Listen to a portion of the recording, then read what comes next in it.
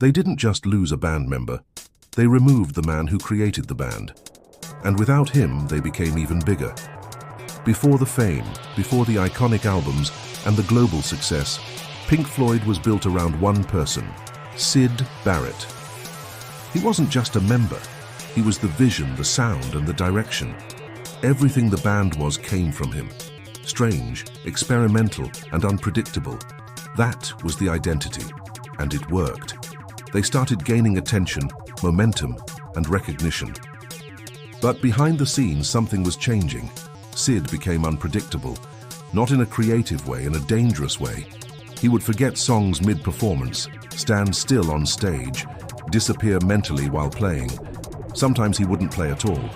The band didn't know what to do, because without him there was no Pink Floyd. But with him they couldn't continue, so they made a decision. Not dramatic, not public. They just stopped picking him up.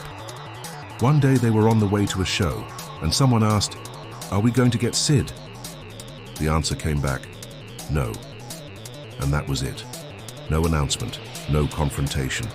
He was out. Just like that, the man who created the band was gone. And what happened next is what makes this story controversial.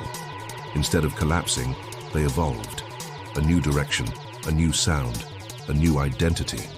Albums like The Dark Side of the Moon changed music forever.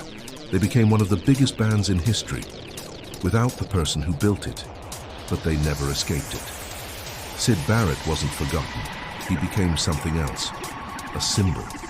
Songs were written about him. His presence lingered in everything they created, because deep down they knew something. They didn't just remove a member, they removed the foundation. Sometimes growth doesn't come from adding more. It comes from removing what no longer works. Not every beginning is meant to last. And sometimes the hardest decisions create the biggest outcomes, but they always come with a cost. They became legends without him, but they were never the same again.